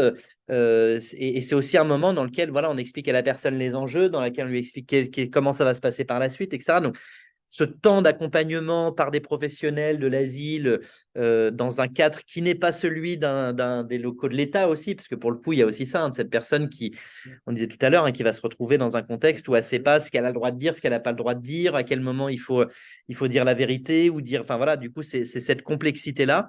Donc, du point de vue du demandeur, ce temps de rédaction du récit avec un acteur extérieur, avec un temps important, il est important. Et ce récit aussi tel qu'il est conçu aujourd'hui, complet, avec plusieurs volets, etc., il sert aussi énormément à l'officier de protection de l'OFPRA pour préparer l'entretien et instruire la demande. Donc, sous prétexte de gagner du temps, en fait, on va appauvrir la qualité de l'instruction et l'OFPRA aura à sa disposition un récit hyper sommaire, peut-être complété par un récit écrit, mais que dira l'OFPRA quand le récit sommaire sera différent du récit? Il va me pointer un manque de cohérence, donc ce sera. Il va dire voilà, du coup, ce sera quand même au détriment du demandeur d'asile et l'OFPRA sera aussi dans une capacité moindre pour instruire la demande en amont de l'entretien. C'est-à-dire qu'aujourd'hui, quand le demandeur d'asile arrive en entretien, l'officier de protection a pris le temps avant d'examiner le dossier et de éventuellement solliciter le centre de documentation de l'OFPRA, etc., etc. Donc, c'est aujourd'hui une mesure qui potentiellement vient diminuer la qualité de l'instruction. Je dis potentiellement parce que tout reposera sur ce que diront les décrets, en fait. C'est-à-dire qu'aujourd'hui, peut-être qu'il y aura toujours un délai de 21 jours avec un accompagnement SPADA pour compléter le récit qui a été fait devant l'agent, auquel cas il n'y aurait pas de différence majeure, à part que l'OFPRA aurait quelques éléments. Mais si ce complément de récit, il est dans un délai plus court, qu'il est facultatif, que ça ne fait plus partie des prestations de la SPADA, mais il peut y avoir tout un truc qui se met en place qui fait qu'en fait, le récit il sera compressé sur quelque chose qui sera du coup moins qualitatif pour l'instruction. Et on retombe un peu dans la logique qui est celle du gouvernement, enfin dans cette perspective-là, et puis depuis assez longtemps, de se dire il faut juste aller plus vite, en fait, et aller plus vite au détriment de la qualité de l'instruction. Enfin, voilà, c'est ça. Du coup, et de porter ça en disant notre système d'asile n'est pas efficace parce qu'il est trop lent. Mais en fait, l'efficacité d'un système d'asile, elle ne se mesure pas à sa rapidité, elle se mesure à sa capacité à ne pas passer ou passer le moins possible à côté d'un besoin de protection. Et aujourd'hui, avec cette mesure, on se donne moins de chances de bien examiner une demande et donc on a plus de chances de passer à côté d'un besoin de protection et qui serait avéré avec ça. Donc, c'est une mesure qui va plutôt dans le mauvais sens. Après, je vous dis ça, c'est le point de vue de Forum Réfugiés. Il y a certains acteurs qui défendent un point de vue qui est de dire pourquoi pas, ça simplifie les choses pour le demandeur. Ça met une forme d'égalité, c'est-à-dire tous les demandeurs se retrouvent face à un agent de l'État auquel ce n'est pas dépendant de la SPADA d'ici. Je vous disais tout à l'heure, on a 1 heure, c'est à la SPADA de Lyon. Quand on est à la SPADA de Clermont qu'on gère aussi, ben, on a plus de temps parce que le flux est moins important. Et puis, oui. Quand on connaît l'évolutivité du discours de chacun d'entre nous, en fonction du temps, en fonction de l'interlocuteur, qu'on sait dans quel état de congélation émotionnelle se trouve un nombre important de demandeurs d'asile, de fraîchement arrivés, Oui. c'est évident que ce récit enregistré en tête-à-tête le jour où ils vont arriver à la préfecture, ça ne va pas pouvoir livrer le quart, je dis le quart comme je dirais le dixième, de leurs problématiques. Oui, moi je suis d'accord avec vous. Après, quand je disais certains acteurs des grandes associations du secteur ne sont pas tout à fait le même regard parce que ça dépend des territoires aussi. Il y a des endroits où effectivement, c'est perçu aussi cette phase écrite comme étant quelque chose ouais, et aujourd'hui comme étant quelque chose d'inutilement complexe pour un demandeur d'asile. C'est-à-dire que de plus en plus, l'OFPRA, ce qui va être déterminant pour l'attribution de l'asile, ça va être l'entretien. Très largement, c'est l'entretien. Les choses se jouent très majoritairement à l'entretien. Donc, pourquoi garder 21 jours avec un formulaire hyper complet en français à remplir? Est-ce que ce n'est pas une complexité inutile de notre parcours d'asile qu'on pourrait remplacer par ce pôle France Asile? En tout cas, je vous livre ça pour présenter un petit peu les éléments et les arguments des uns et des autres. Et par ailleurs, il y a des pays, notamment en Belgique, où ça se passe comme ça. En Belgique, la demande d'asile, ça se fait au moment de la présentation et voilà, donc il y a des limites à ça, évidemment, mais il y a aussi un aspect facilitant. Donc voilà, c'est pas non plus si simple, mais nous, au regard de l'expérience qu'on a dans nos dispositifs, les retours qu'on a aussi des officiers de protection de l'OFPRA qui nous disent de l'intérêt, l'intérêt majeur de ce dossier écrit pour l'instruction de la demande, ça nous semble quand même un recul de simplifier ça comme compte le faire le gouvernement.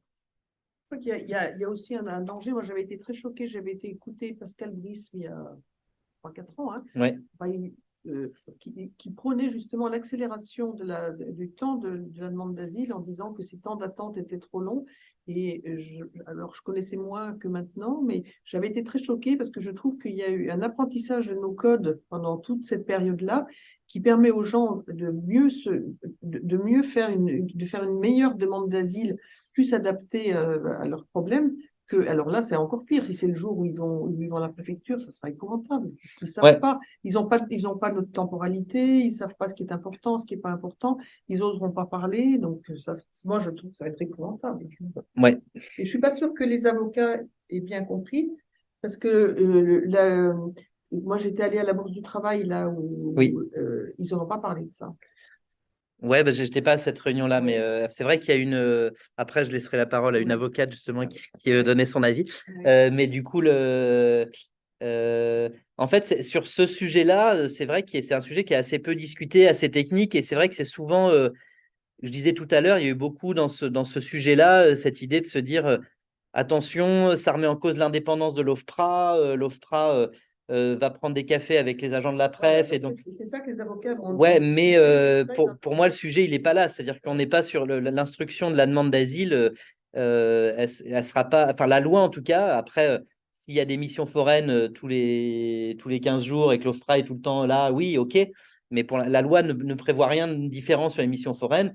Et là, les agents de l'OFPRA qui sont en charge de ça, ce n'est pas eux qui vont instruire la demande. Donc, pour moi, il n'y a pas ce risque-là de manque d'indépendance de ceux qui vont faire l'instruction. Par contre, ceux qui vont faire l'instruction, oui, ils auront moins d'éléments pour instruire correctement une demande. Mais ceux qui seront à Fontenay-sous-Bois, ils ne seront pas davantage soumis à une pression de la préf ou autre, quoi. Mais c'est un peu ce qu'ils ont fait quand le bateau, là, je ne sais plus quel bateau, le Chanui, est allé à Toulon. Ils ont fait un espèce de pré-tri là, sur l'île de. Oui, mais ça existe déjà dans notre cadre aujourd'hui parce que c'était un placement en zone d'attente. C'est-à-dire qu'aujourd'hui, quelqu'un qui arrive dans un bateau qui vient d'Algérie, qui se retrouve il débarque à Marseille et il n'a pas les papiers pour débarquer en France, il est placé en zone d'attente au port de Marseille. Et s'il dit je demande l'asile, il va avoir une procédure d'asile en zone d'attente qu'une procédure à la frontière une procédure assez dégradée, on va dire. D'accord. Mais c'est déjà ce que prévoit, et c'est ce qui se passe à l'aéroport de Roissy régulièrement. C'est quand il y a des placements en zone d'attente avant l'entrée sur le territoire, des gens qui se font arrêter avant l'entrée, donc auxquels on oppose un refus d'entrée sur le territoire. Et avant de les mettre dans l'avion ou dans le bateau retour, s'ils demandent l'asile, on doit examiner leur demande d'asile. Donc on le fait dans ce cadre de la procédure d'asile à la frontière, qui n'est pas une procédure classique avec l'officier de protection, etc. C'est ce qui est refusé à Vintimille, etc. Pour ça qu'ils ont tous.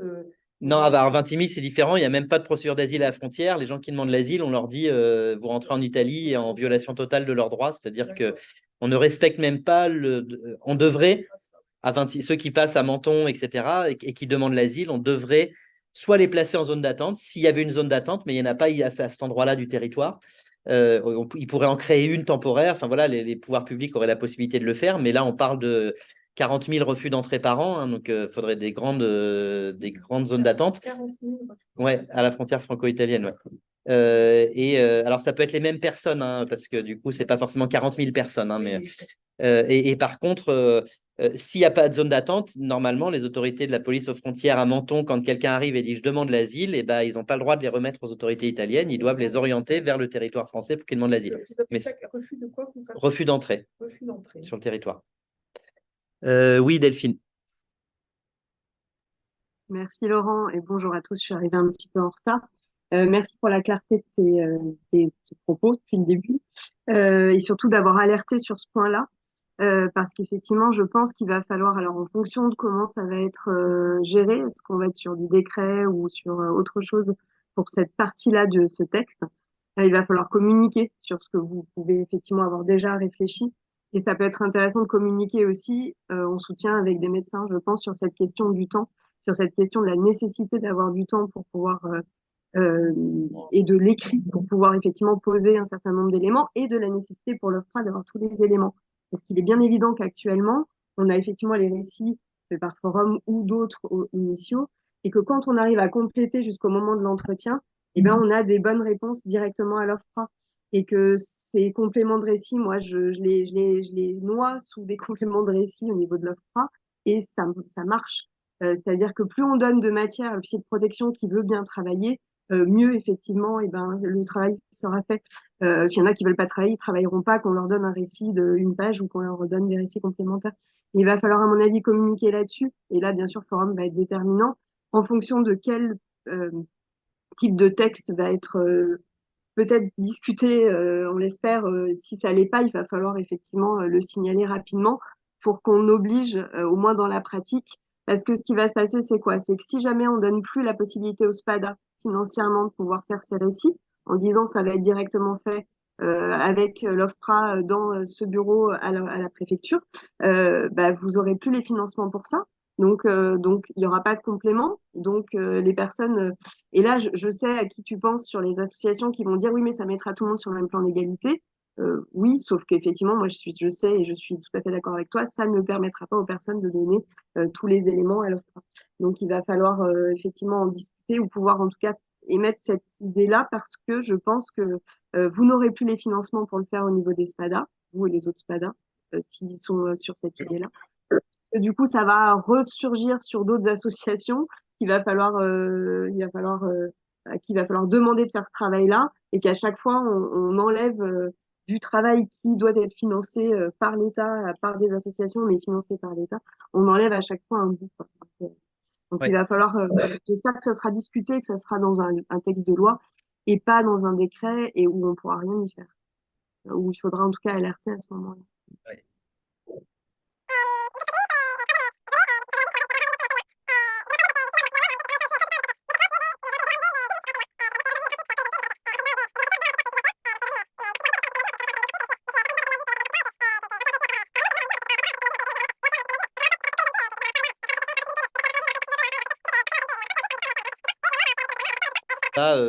Faire passer tous les demandeurs d'asile devant un juge unique. Le juge unique, aujourd'hui, c'est réservé aux procédures accélérées. Hein, donc, ce qui est pas rien. Hein, on est entre 20 et 40% des décisions chaque année qui sont prises en juge unique. Donc, ça a pris une part de plus en plus importante, les juges uniques. Mais on est quand même dans un système dans lequel le principe, c'est la collégialité. Là, ça vient renverser les choses et ça va même un peu plus loin en réalité, puisque, enfin, je dis ça va plus loin parce que ce qui est indiqué dans la loi, c'est de dire le juge, en gros, juge unique pour tout le monde, mais le juge unique pourra renvoyer en formation collégiale si l'affaire le justifie. C'est indiqué comme ça dans la loi.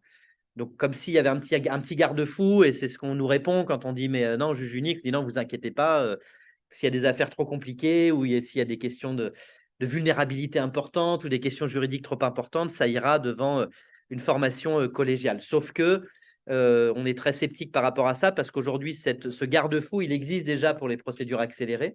Procédure accélérée, c'est juge unique et le juge unique, il peut renvoyer déjà aujourd'hui en formation collégiale à la CNDA. Et en pratique, il ne le fait jamais.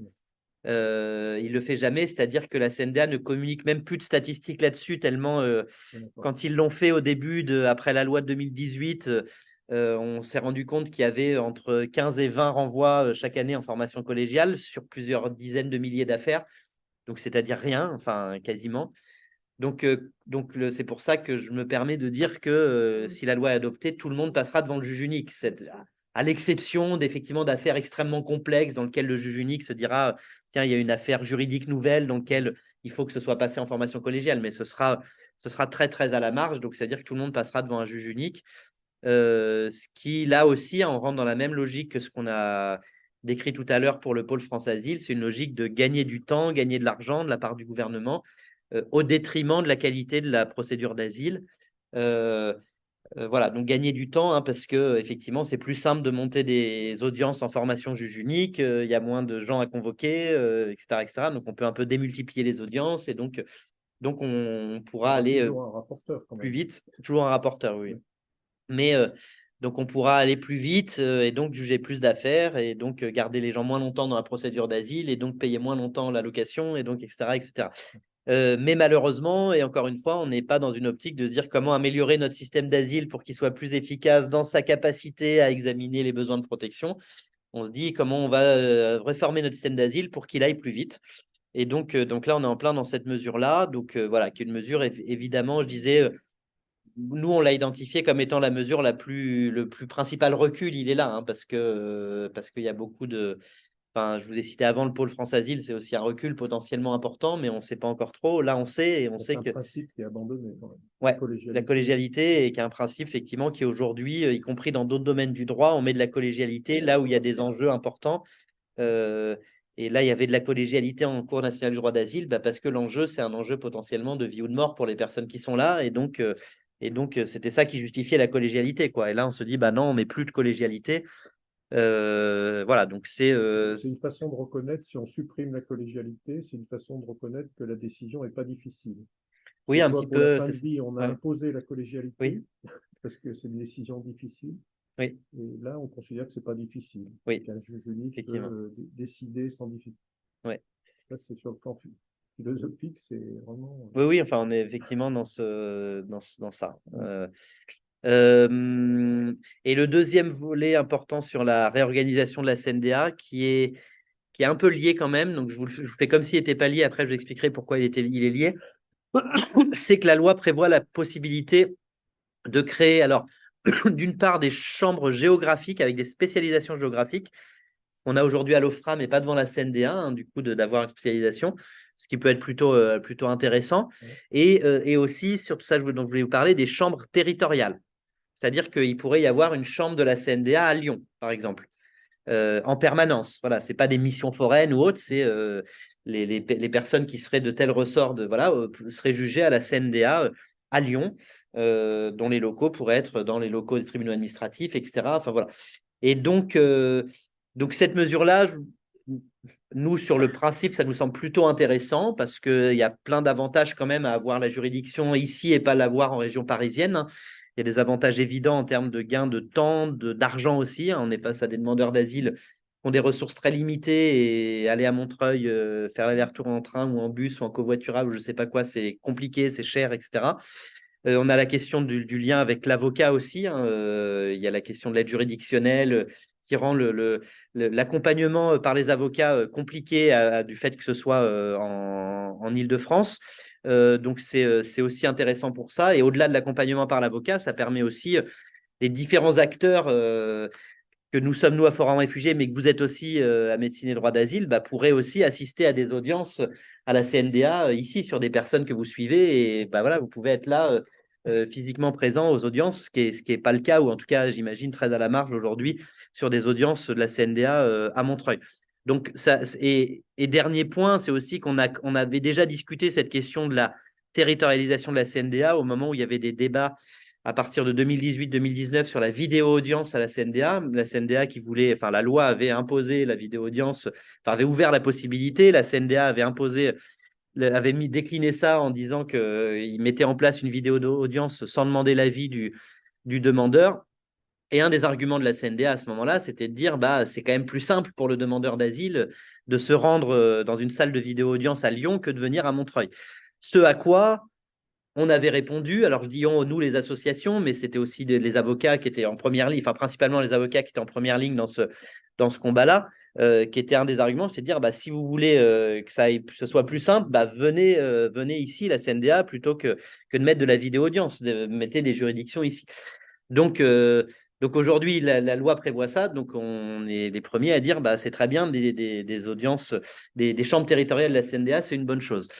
Mais, parce qu'il y a un mais, le mais, c'est que le mais le plus important, c'est qu'il y a chambre territoriale parce qu'il y a généralisation du juge unique, c'est-à-dire que c'est de dire, comme il y a des juges uniques, on peut se permettre de faire des chambres territoriales sur ce que le gouvernement n'aurait probablement pas envisagé sur un modèle collégialité, parce que c'est beaucoup plus compliqué, etc.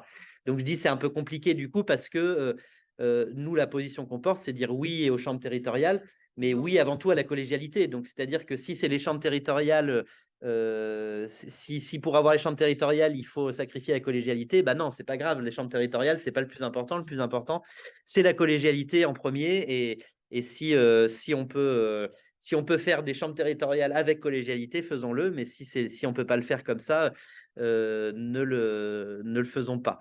Voilà, Delphine, oui.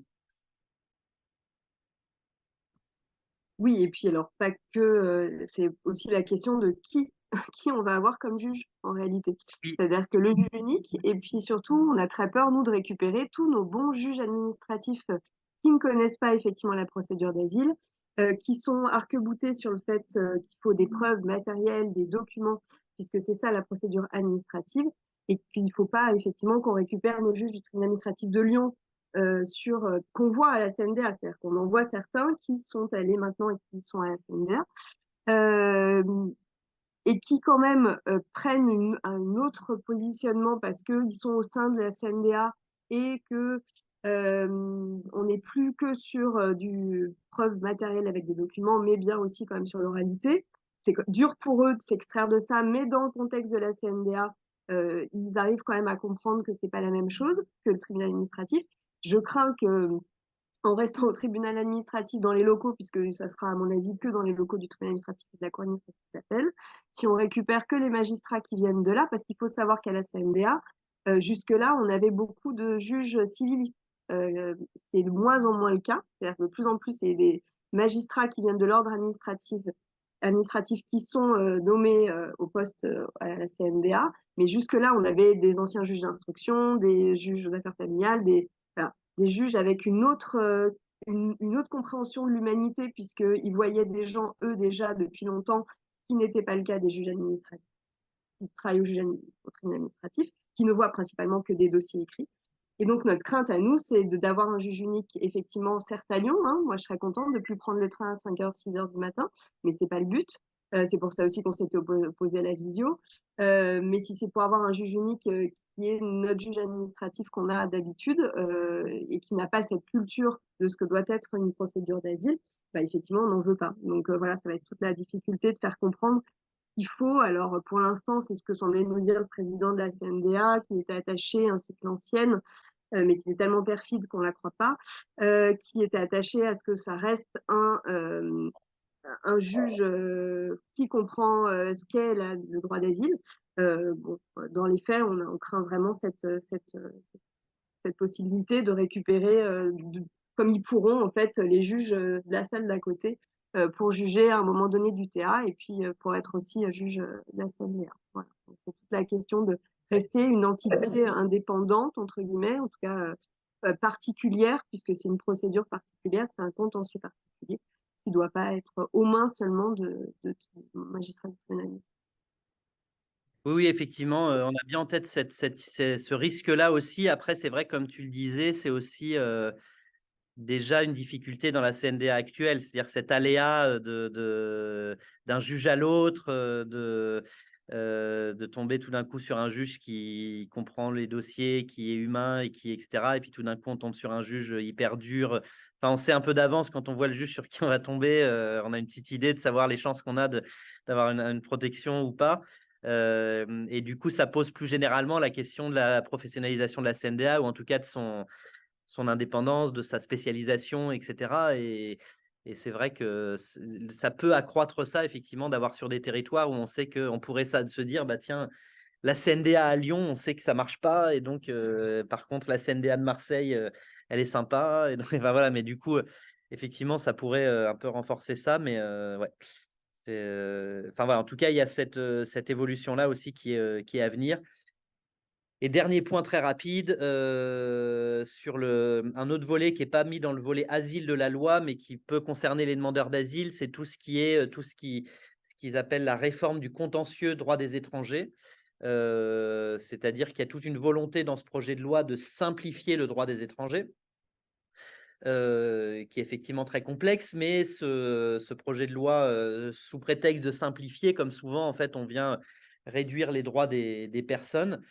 Et c'est le cas en bonne partie sur ce projet de loi, puisque sous prétexte de simplifier, en fait, ça vient réduire certains délais de recours. Alors, je ne vais pas tout détailler, c'est un sujet complexe, et puis en plus, qui n'est pas celui que je connais le mieux, mais sur le volet asile, il y a quelques points quand même de vigilance, notamment sur le délai de recours pour les personnes qui ont une OQTF une fois qu'ils sont déboutés de l'asile. Aujourd'hui, ce délai pour contester l'OQTF, c'est déjà un délai dérogatoire par rapport au droit commun, puisque les déboutés de l'asile n'ont que 15 jours pour contester leur OQTF aujourd'hui. Et le projet de loi prévoit de passer de 15 jours à 7 jours. Donc, les déboutés de l'asile n'auraient plus que 7 jours. Alors déjà, 15 jours, c'est peu. 7 jours, ça rend le recours plus tellement effectif, hein, le temps de formuler le recours, trouver un avocat, etc. etc. Donc, Le recours pour la CNDA. non, on parle du recours Après, OQTF. Voilà. d'accord. Donc, on n'est plus vraiment dans l'asile. Là, on est après l'asile, mais en tout cas, ça touche le système d'asile, on va dire, à la fin du parcours. Et donc, les personnes qui auront un délai assez réduit pour contester l'OQTF. Un autre domaine aussi qui concerne les demandeurs d'asile, c'est pour les demandeurs d'asile qui sont placés sous procédure Dublin. Aujourd'hui, quand ils ont une décision de transfert, quand le processus Dublin s'est mis en place, la France a sollicité un pays et elle a ensuite eu l'accord du pays, etc., a notifié à la personne une décision de transfert. Monsieur X, vous devez être transféré en Italie. Voilà la décision qui organise votre transfert. Et aujourd'hui, les personnes ont un délai de 15 jours pour contester ce transfert, cette décision de transfert. Ce délai, il serait réduit à 7 jours. Mais là où c'est un peu plus compliqué que ça, c'est qu'aujourd'hui, il y a deux délais en réalité. Il y a un délai de 15 jours quand les personnes ont une décision de transfert qui est remise comme ça simplement. Mais si la décision de transfert s'accompagne d'une assignation à résidence, ce qui est souvent le cas en réalité, c'est-à-dire qu'en pratique, souvent la préfecture dit vous avez une décision de transfert et vous êtes assigné à résidence le temps de la mise en œuvre de cette décision de transfert dans tel ou tel lieu dans lequel vous êtes déjà hébergé. Et donc, quand il y a une assignation à résidence, aujourd'hui, le droit prévoit que les personnes n'ont que 48 heures pour contester cette décision de transfert. Et là, on passerait aussi à 7 jours. C'est-à-dire qu'en fait, il y aurait 7 jours pour tout le monde, assignation à résidence ou pas assignation à résidence. Donc, pour certains cas qui aujourd'hui sont extrêmement compliqués, notamment les gens qui se voient notifier une décision de transfert un vendredi et qui ont 48 heures pour le contester, bah, ça veut dire qu'ils ne peuvent pas le contester quasiment en pratique, ou en tout cas au terme sinon d'un parcours du combattant pendant le vendredi, le week-end, etc., qui est très compliqué. Bah là, ils auront 7 jours. Donc, pour le coup, pour eux, ce sera mieux. Mais pour ceux qui avaient 15 jours, bah, ils n'en auront plus que 7 aussi, quoi. Voilà. Donc là, il y a une volonté de mettre le même délai pour tout le monde, qui sera… voilà. Mais nous, sur une mesure comme ça, on demande de garder les 7 jours pour les assignations à résidence, mais de garder les 15 jours pour les autres, hein. Il n'y a pas de raison finalement de réduire le délai pour ceux qui… Parce que voilà, 15 jours, c'est déjà peu. Là, 7 jours, voilà, ça devient très, très peu. Contester un transfert Dublin, ça peut être un contentieux assez compliqué à monter. Il faut expliquer en quoi le transfert dans ce pays sera compliqué par rapport aux conditions d'accueil du pays, par rapport à la vulnérabilité de la famille, par rapport aux défaillances du système d'asile du pays dans lequel on est renvoyé. Enfin, ça peut être… C'est pas simple quoi, de contester ça. Donc, 7 jours, ce sera compliqué. Voilà, en gros, après, il y a d'autres petits sujets de contentieux sur le contentieux sur l'enregistrement de la demande ou le contentieux sur les conditions matérielles d'accueil. Il y a aussi des petites modifications là-dessus, mais c'est un peu plus technique et un peu plus marginal dans l'impact que ça peut avoir par rapport à des contentieux qui aujourd'hui sont peu ou pas utilisés par les demandeurs d'asile. Donc, c'est un peu moins marquant. Alors, juste, Ouais. moi, j'avais compris, puis après, on m'a dit que c'était pas tout à fait ça, que quand ils avaient un rejet au FRA, ils allaient tout de suite passer en OQTF s'ils ne faisaient pas leur recours. Non, alors ça a été dans les premiers projets de loi, ça n'existe plus, ça, dans le projet de loi actuel.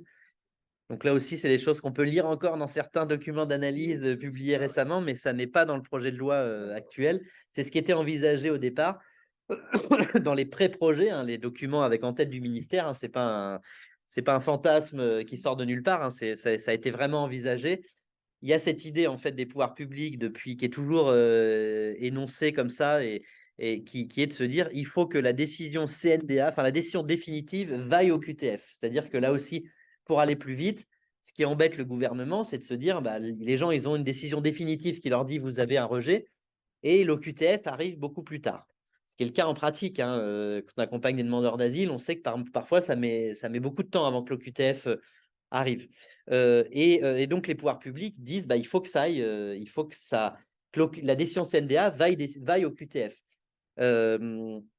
Alors, la première chose, c'est pourquoi est-ce que ça ne vient pas immédiatement l'OQTF? C'est simplement une question de moyens de la préfecture. C'est-à-dire qu'aujourd'hui, rien n'empêche la préfecture de notifier une OQTF le lendemain de la décision CNDA. Enfin, juridiquement, la CNDA indique à la préf qu'il y a un rejet, la préf a les éléments. Pourquoi la préf ne le fait pas? C'est juste une question de moyens. Enfin, il n'y a aucune nécessité de changer la loi pour accélérer ça. Et la deuxième chose, c'est que comment on pourrait imaginer que la décision de CNDA vaille au QTF? La décision de CNDA, c'est une décision d'une juridiction. L'OQTF, c'est une décision d'une autorité administrative. Donc, d'imaginer que sur le recto, il y a la décision CNDA et sur le verso, l'OQTF, ça nécessiterait de toute façon une intervention d'une part de la CNDA, d'autre part de la préfecture. Donc, on retomberait sur la situation qui existe déjà aujourd'hui avec la préfecture qui n'est pas en capacité de suivre la décision CNDA. Et donc finalement, sur ça, il n'y a pas vraiment de marge de manœuvre législative. Et donc, ce qu'avait imaginé le gouvernement dans les premiers projets, c'était un dispositif dans lequel il délivrait une OQTF à toutes les personnes qui avaient un rejet OFPRA, mais ces OQTF étaient mises en suspens jusqu'à la décision CNDA. Ils n'étaient pas exécutables, en fait. C'est-à-dire que si la personne se faisait arrêter dans la rue, elle avait son OQTF, mais elle avait aussi un recours CNDA en cours.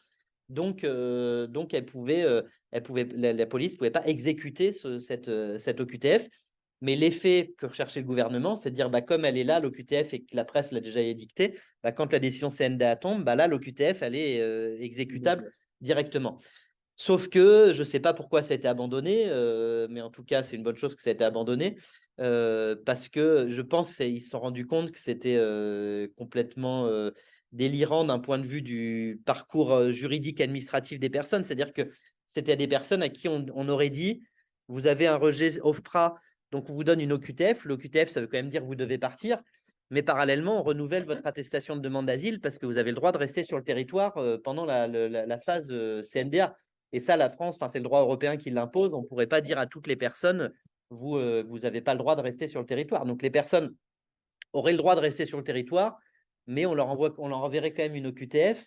Donc, ce serait quand même quelque chose d'assez particulier dans la compréhension du sujet. Enfin, les personnes auraient une décision d'éloignement, mais ils auraient les droits qui seraient liés au droit de demande d'asile. Enfin, quelque chose d'assez anormal. Autorisation de quitter, mais autorisation de rester. Autorisation de quitter et de rester en même temps. Et surtout, ça aurait impliqué que toutes les personnes auraient été amenées à contester leur OQTF dès la décision OFPRA. Alors qu'aujourd'hui, la CNDA, elle accorde quand même 20% des décisions de la CNDA, c'est des décisions d'accord. Donc ces 20%-là, au bout du compte, ils ne contestent pas une OQTF, quoi. Donc, puisqu'ils n'ont pas d'OQTF. Donc là, on aurait augmenté le contentieux, en fait, alors que la loi vise à simplifier ça et plutôt à réduire le contentieux. Donc ça, c'était inutile à tout point de vue, inefficace. Enfin, donc voilà. Donc ça a été... Et puis probablement, enfin, trop tordu juridiquement, je veux dire, des OQTF suspendus. Enfin, je veux dire, c'est quelque chose voilà, en tout cas, ça a été abandonné. Je ne sais pas pour quelle raison, mais ça a été abandonné. Donc, il y a plus ça dans la loi aujourd'hui. Et donc, pour terminer, pour vous dire où on en est du processus, donc la loi a été présentée en Conseil des ministres le 1er février. Elle a été soumise en premier lieu au Sénat, ce qui paraît assez bizarre, mais la Constitution le permet. On n'est pas obligé de faire Assemblée nationale puis Sénat. On peut faire Sénat puis Assemblée nationale, ce qui a été le choix du gouvernement par stratégie politique, probablement, hein, pour essayer de déminer un peu le sujet au niveau des républicains qui sont majoritaires au Sénat, en se disant, quand le texte va arriver à l'Assemblée nationale, bah, ce sera déjà le texte des républicains. Donc, on aura déjà le vote des républicains avec nous sur ce texte au moment de l'Assemblée nationale. Donc, il a été déposé au Sénat en premier lieu. Donc, c'est le Sénat qui s'est saisi du texte en premier. La commission des lois du Sénat, qui a été la première à examiner ce texte, elle l'a examiné le 15 mars. Elle a fait des propositions d'amendement terribles qui sont venues durcir le texte dans des proportions complètement délirantes, là aussi, avec des choses où ils reviennent sur l'AME, ils reviennent sur le dispositif de titre de séjour pour soins qui viennent durcir complètement.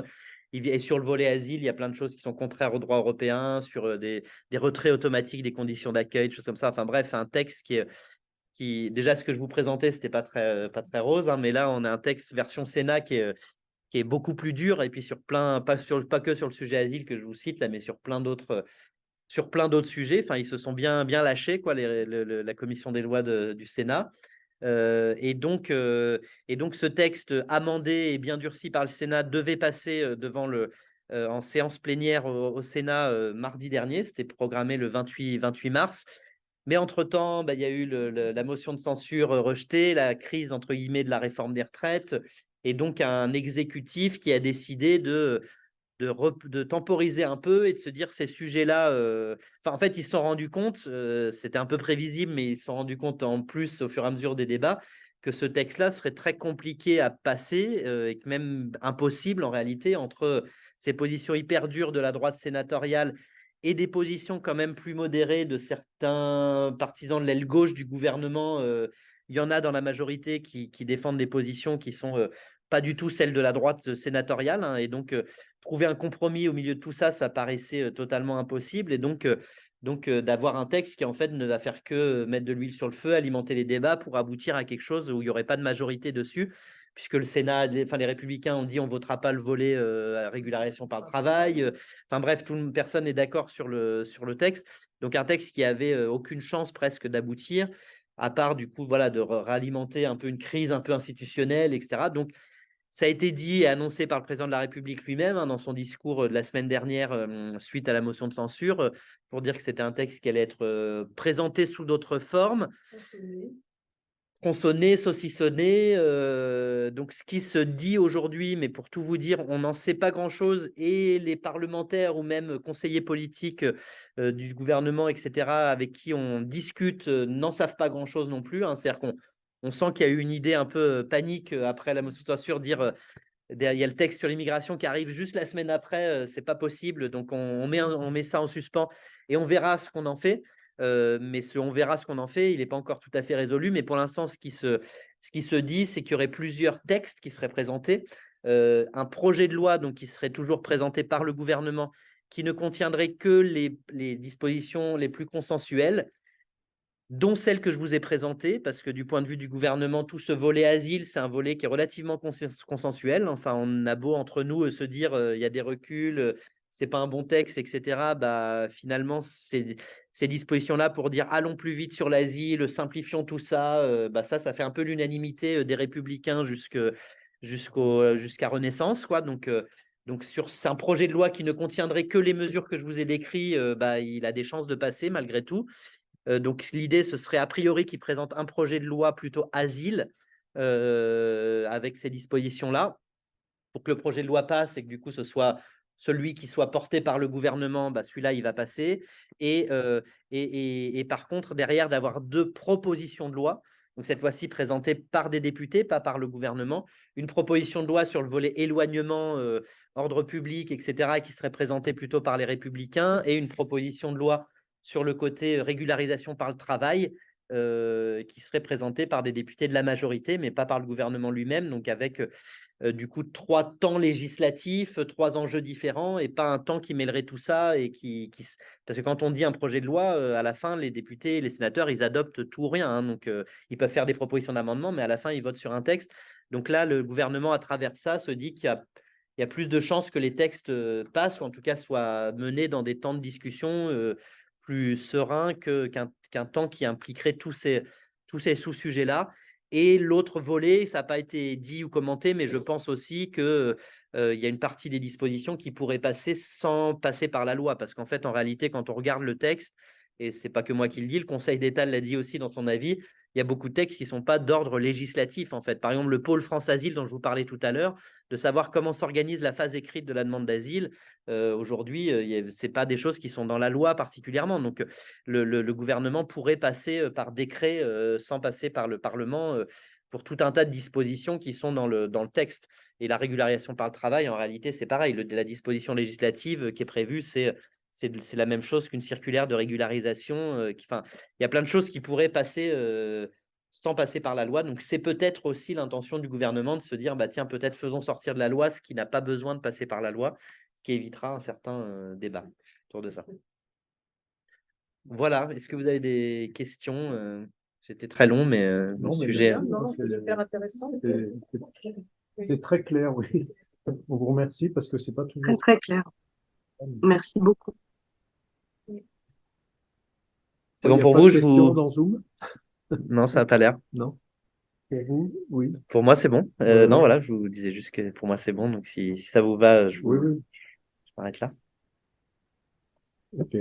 Ok, Merci bah, beaucoup. et puis n'hésitez pas sur Merci d'autres sujets à On nous. ressollicitera Ouais, une avec autre plaisir, fois sans sur des problème. sujets de. Puis c'est bien de savoir. Merci beaucoup.